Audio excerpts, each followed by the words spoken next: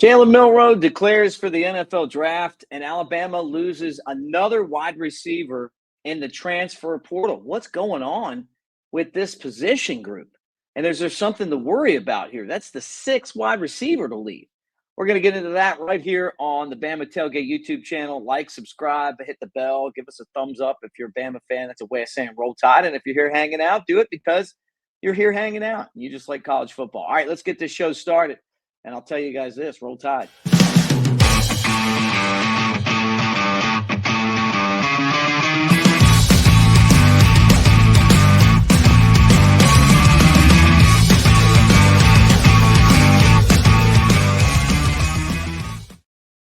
All right, roll tide, everybody, and welcome to the Bama Tailgate YouTube channel. And again, thank you for being here. All right, let's get into a couple things right out of the chute, but I want to remind you, use that Christmas cash on newlifeart.com. Use the promo code Bama Tailgate, and you'll get 20% off all the classics. You know, the big prints, the small prints, the calendars, the mugs, all of that stuff at newlifeart.com, including the Saban masterpiece, the Ryan Williams picture, and that win over Georgia.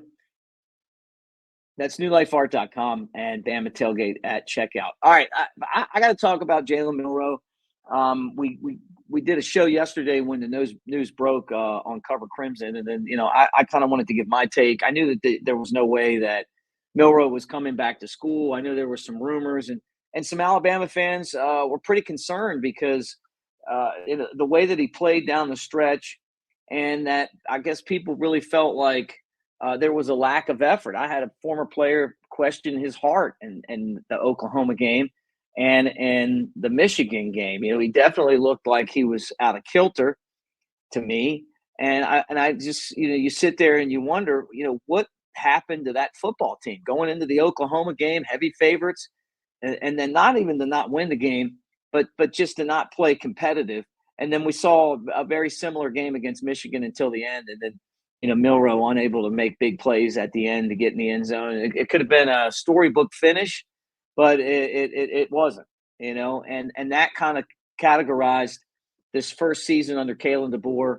And then Jalen Milroe, who at quarterback at times looks amazing, but there's all kind of questions as to why he struggled so much. Was he tipping off runs versus passes? So did other teams know when he was going to run the ball because of the way his hands were or his feet placement? That's maybe something that he certainly was doing. Would Alabama not have known enough to say, hey, you got to do this and make an adjustment? I don't know. But what I can tell you is that he is going to the NFL and he will be drafted and he could be a first round pick. Just reading the comments, a lot of you guys are glad that he's gone, and we're going to start talking about the next guy. We already did that. Yesterday we did a video on Keelan Russell. Could he come in and actually compete with Austin Mack and then the presumptive QB Ty Simpson? I mean, that's a valid question to ask. And when you are, talking about the next guy, it normally is the backup quarterback that has a lot of experience. And Simpson's been around the block a few times, and now the job will be his, right? At least that's what you assume. But, kind of going back to Milroe, he's one of the greatest running quarterbacks in SEC history, and the touchdowns certainly, speak for themselves. But, he'll also be remembered for beating Georgia in a couple of epic games, sweeping Auburn, off the field, and then, not being prepared against some teams that Alabama should beat. And clearly the Oklahoma game was the worst one just because it kept them out of the college football playoff. But, losing to Vandy, I didn't really feel like that was on him as much as the offensive line. But all in all, the quarterback's the CEO of the team. They're going to take responsibility when things don't go well, and they're going to get the credit when they do. And sometimes it's unjust both directions. But it was obvious to me that Milroe was having trouble reading defenses and throwing the football. And maybe the reason that all these wide receivers are leaving is that they felt like they weren't being targeted. Because you cannot tell me, with the amount of talent that's walking out now, that there's not an issue with this wide receiver group. So is it Jamarcus Shepard, their coach? Is it that they feel like that they're not being targeted. Is this just how it works? But 6 guys now from the same group transferring from the same position in Alabama, to me is that's exactly what happened last year and the defensive back area, where all of a sudden you look back and the entire secondary was leaving. But now it's Amari Jefferson in the transfer portal. And he joins a host of guys that are leaving. You remember him, Jefferson. We really don't know what he can do or can't do. He was a true freshman, redshirted 2024, didn't play in any games, 5'11", wide out, and the 204th prospect, according to On3, and the 34th wide receiver, according to them, but we don't know. And when you look at the list of guys that have transferred out of that group, I don't think that you can fairly say, hey, there's not a concern here with all of these guys transferring out. And I'm just kind of like scratching my head, and I'm going, what's really going on? Is this something that I need to pay close attention to, because I really feel like it is, or is it one of those deals where maybe this coaching staff looked at these guys and didn't feel like they really fit their system, and just as a fan of Alabama, what you hope is that that's the case, because if that's the case, well, then you can go ahead and make up with the players that fit your system. But I want to run through the list for you guys. Kobe Prentice, Caleb Odom. Prentice is Baylor, Odom, Ole Miss, so he's going to stay in the SEC. Kendrick Law went to Kentucky. You got Emmanuel Henderson to Kansas. And, and now Jaron Hamilton and Amari Jefferson. So I'm just kind of puzzled by this. Now, the good news is that Ryan Williams is stuck around. I'm guessing that Jeremy Bernard's going to stick around. I mean, he didn't make it clear, make that public yet, but I mean, I can't imagine him leaving. And then, the guys that were injured, and maybe they could come back, like a Cole Adams, and who knows, you're hearing that Clint Lamb told me that he thinks that there's a chance that Squirrel White might end up at Alabama, if that's even, if that hasn't been decided yet, but he'd be someone that would be able to come in and play downs, or is it just the guys don't want to sit the bench? Maybe they don't want to sit and wait their turn. And looking at the college football playoff, what I'm realizing is that the field is a lot closer than it used to be.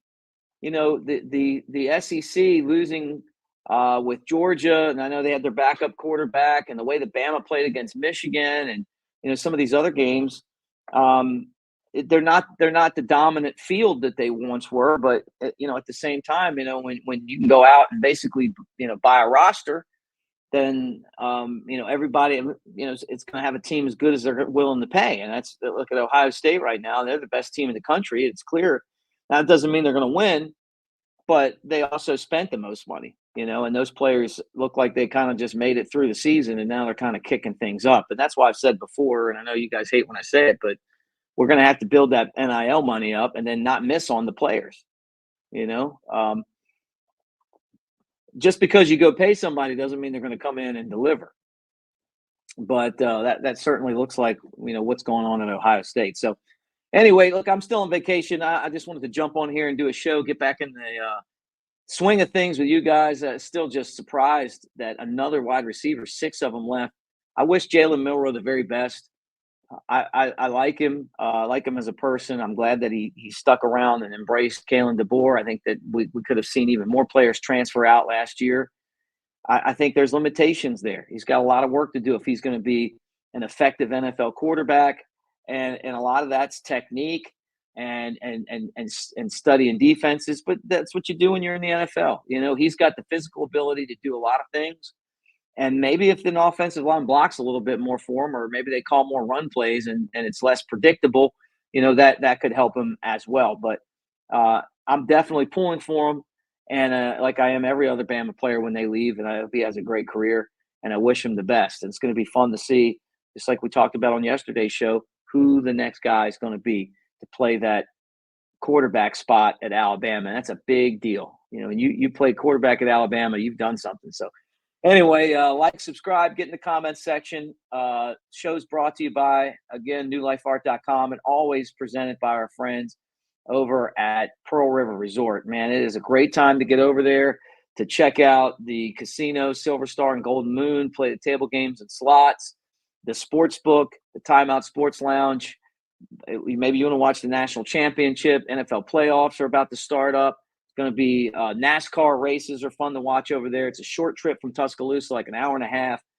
If you like the golf, the Oaks and the Azaleas, the golf courses are really phenomenal. And if you play $50 at the sports book, you can go golf for $40. That's a great deal. I love going over there and hanging out. You guys might see me over there with the Steve Azar Bloody Mary, the Me Till Monday Bloody Mary, after New Year's Eve. And I probably could have used a few of those. All right. Hope you guys have a great day. And if something big breaks, we'll jump on here and talk about it with you. But roll tide. And thanks for watching. And again, like, subscribe, thumbs up.